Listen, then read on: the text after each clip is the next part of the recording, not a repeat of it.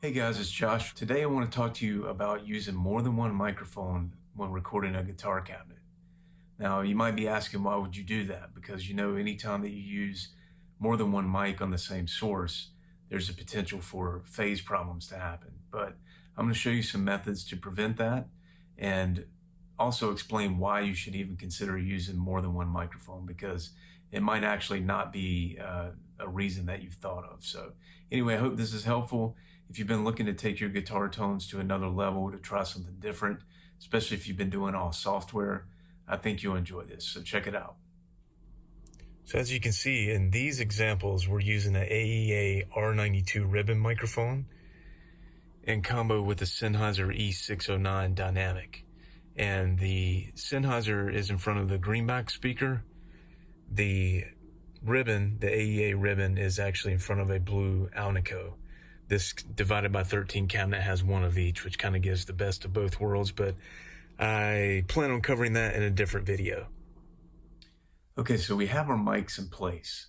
And what I would recommend doing is, if you're already micing a cabinet with one mic, like a Shure SM57 or one of the standards, then go ahead and put that one where you usually use it, where you get a good tone. And then add the other one. A good starting point is just to kind of eyeball where the capsules are aligned to, get a good general starting point for the phase relationship to be working together and not against one another. But if you go ahead and start with one that sounds really good, we're going to use the other one almost as an EQ blend. So we're not really trying to even necessarily say both of these mics individually sound great on their own, because the goal is to have them working together in a way that's going to achieve something we're not quite getting with the one mic. So as a starting point, as I said, if you already have one mic set up, go ahead and put it where you normally do. And let's use this other one just as an interesting blend, more of an EQ. And what I'll show you when we get to the tracks and balance the faders, normally when I use this setup, both faders and volumes of these tracks are not the same. I'll kind of lean on one more than the other, especially having one blue and one green speaker. For the blue, it's usually the cleaner stuff, the more atmospheric, kind of ethereal tracks, clean delays, that kind of stuff. And then for me, the greenback works better on heavier stuff. So depending on what that particular guitar track is, I'll lean more on that mic and that speaker. So I just wanted to set that up for you to think of this more as like a tone knob or an EQ blend, more so than having two mics perfectly placed where we're trying to have the best of both of them, because that might not always work in the favor of what we're trying to do using both mics. So, okay, how do we make sure that these two mics are in phase? One of the easiest methods, actually, I'll be right back. Let me grab a guitar. Okay, so one of the easiest methods is just to use your hand to just mute the strings and just do some scrapes.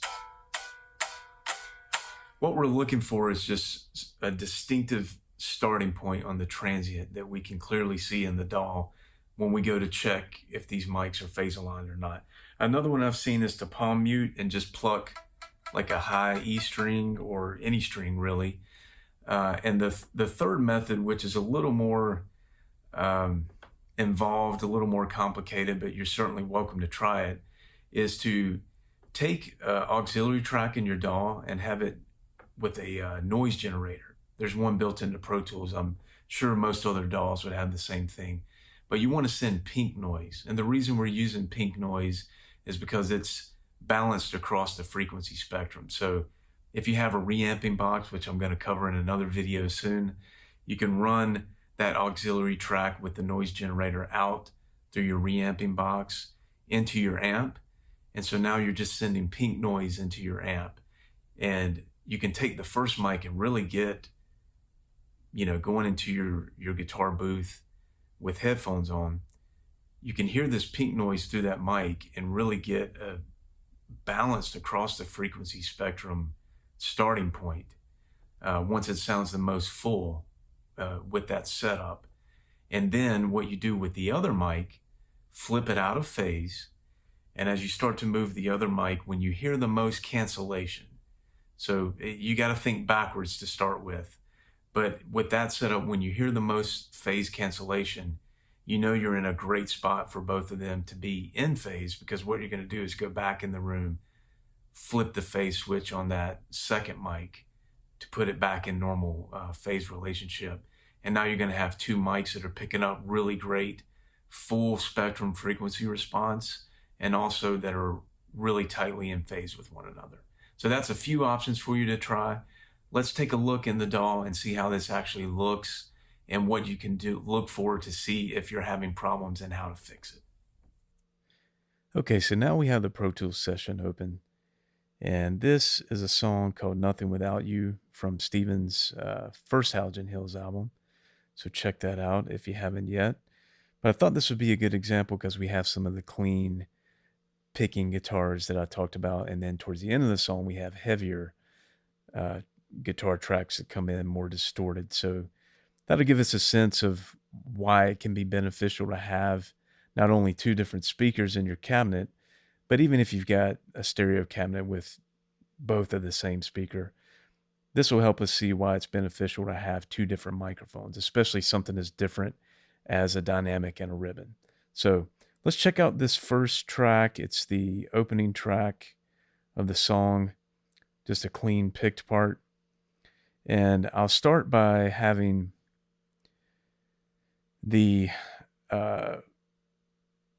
ribbon mic. So this was the AEA R92 on the blue speaker.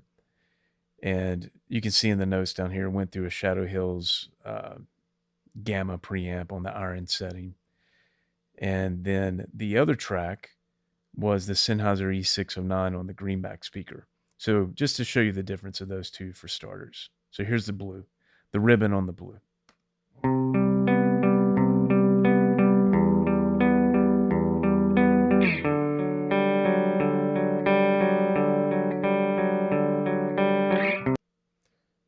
Okay, same starting point, same performance. This is the Sennheiser on the green speaker.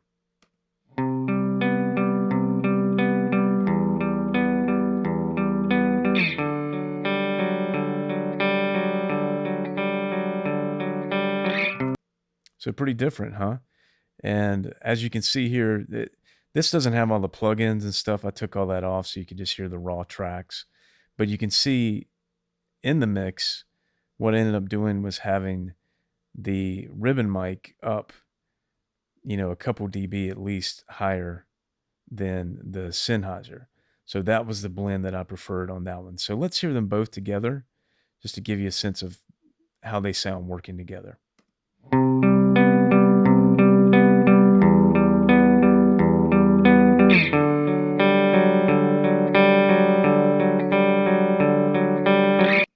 So more full, you've got the fullness of the ribbon mic with a little bit, the ribbon's picking up on the back too, so you get a little bit of the room sound that you're recording in, which is nice.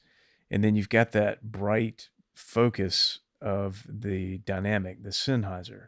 So I just find that the blend of those two, you can almost get anything you want out of that. So I'm going to mess with the balance of these mics a little bit with them both in, just for you to see how it can go different ways with no plugins going on, no EQ, no compression, just changing how much you're hearing of each mic. So check this out.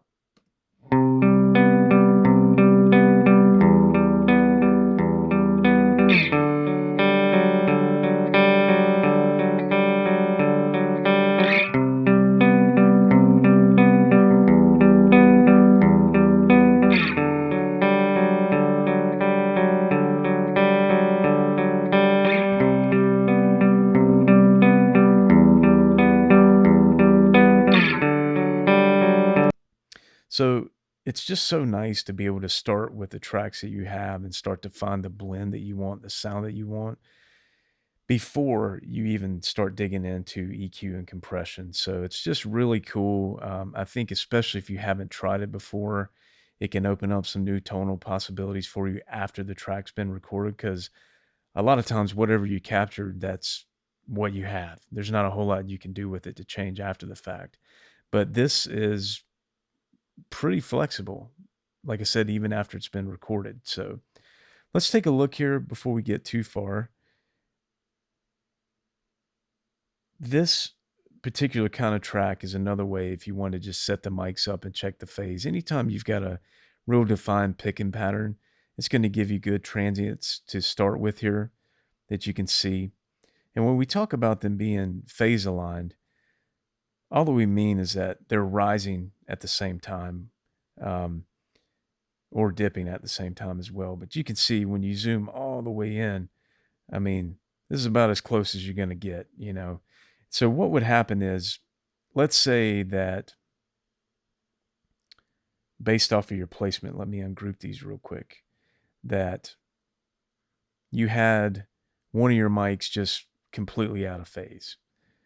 So we're just going to do that, you know, with a plug in here. So this isn't really how they were recorded, but listen to how this would sound if that were the case.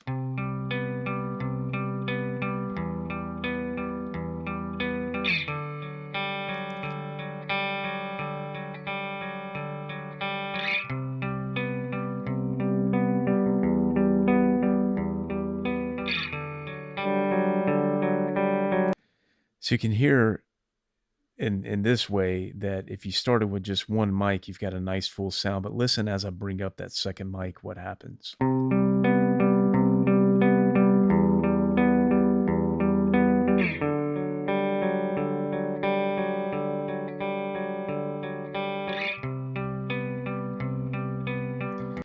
You just start to get this really hollowed out, really thin, just something doesn't sound right. And so if you're new to phase and if phase relationships have been something that have been kind of intimidating to you, hopefully this is a good example of how you can hear, you know, a real world instance of what it sounds like when something is wrong. And the main thing I want you to understand too is that when you start learning about phase, it's almost like it's completely right or it's completely wrong. But I saw a video with Chad Blake recently, and he said something that was really profound to me. He's just saying that when he went through and started checking the phase relationship of the drum mics, he was just finding what sounded best to him. He wasn't really looking for right or wrong. He was looking for, is this interesting or not? Is this doing what I want it to do? Because sometimes, especially with drums, you flip the phase on a mic and maybe the kick sounds better, but the snare sounds a little worse. So just, I want you to get out of your mind this perfect in or out. It's not usually going to be as drastic as like when I just completely flip this out. Um, and sometimes you can get really go down a rabbit trail of trying to phase align all of your drum mics. And some people do that. And if that works for them, great. But what I found is that the fact that the room mics are hearing the sound a little bit later than the close snare mic is a natural and a normal thing, and that gives a sense of depth.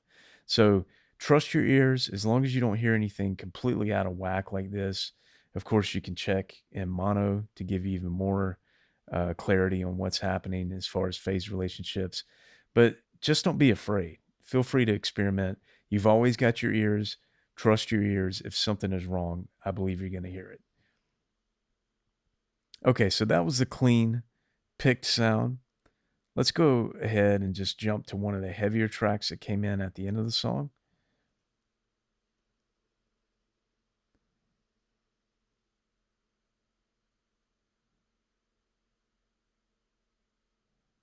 All right, let's see what we have here.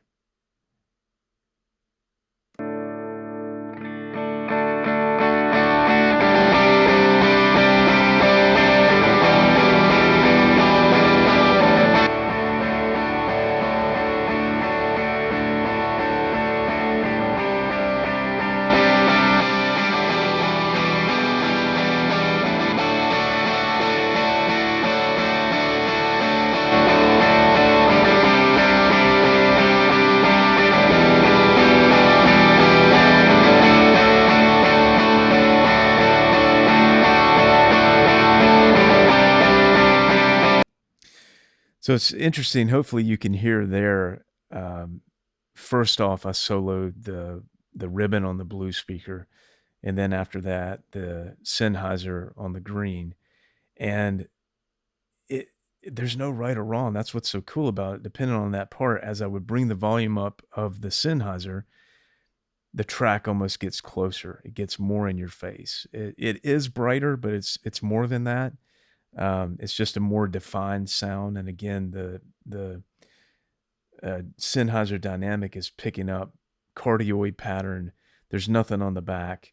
Whereas when you flip to the ribbon, it's figure eight. So you're getting some information from the backside too, which is cool because as I brought that one up, you got a little more body, but also you're getting a little bit more of a room sound. So it's just so cool to have this. And I really encourage you to give it a try if you haven't yet. Okay, so that's an example of what it would sound like if you have these mics really dialed in. The phase relationship is really great.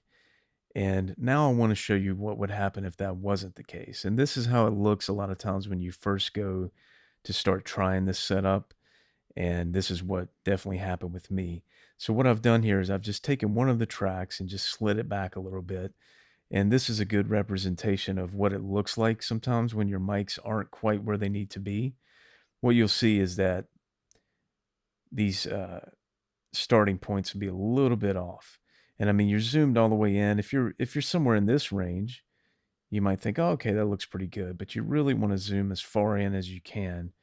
And it becomes a game of inches at this point, but it's really worth the extra effort to get the fullest, richest tone that you can get. So this would represent the ribbon mic track. So let's say that that one was happening a little bit later than the dynamic, than the Sennheiser. What you'd want to do is just go into your guitar room, take that ribbon mic and slide it a little bit closer, and then come back, do your string scrapes again, or whichever method you want to use to check the phase, and record a little section, zoom back in, take another look, and see if you're closer to where you need to be. If you've got the mics really close up to the grill and you don't have room to maybe go closer, then you could just change your approach, take the other mic that's happening earliest and just slide it a little bit back. So no rules here. Use whichever method that you need to get these locked in, but slide one a little bit closer, slide one a little bit back. It doesn't matter.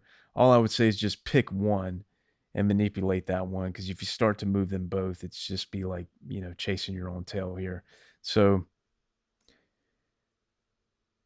just want to show you an example, like I said, of what it might look like when you first go to try this. But just take a little extra time, move those around, and you'll get that tone locked in that you're looking for. Thanks again for checking out this video and all our other videos. We've got a bunch of other topics here, so if you see one coming up on the screen at the end, go ahead and check that one out too. Hopefully it'll be something else that's relevant to you. Also, you've got the subscribe button down in the right-hand corner. If you could click that, we would very much appreciate it. Give this video a like, leave a comment. I try to cover everything here, but I know when you open up this can of worms, sometimes there's other issues that can arise. So if you run into something that you don't find the answer for in this video, please leave a comment below. I'll get back to you as soon as I can.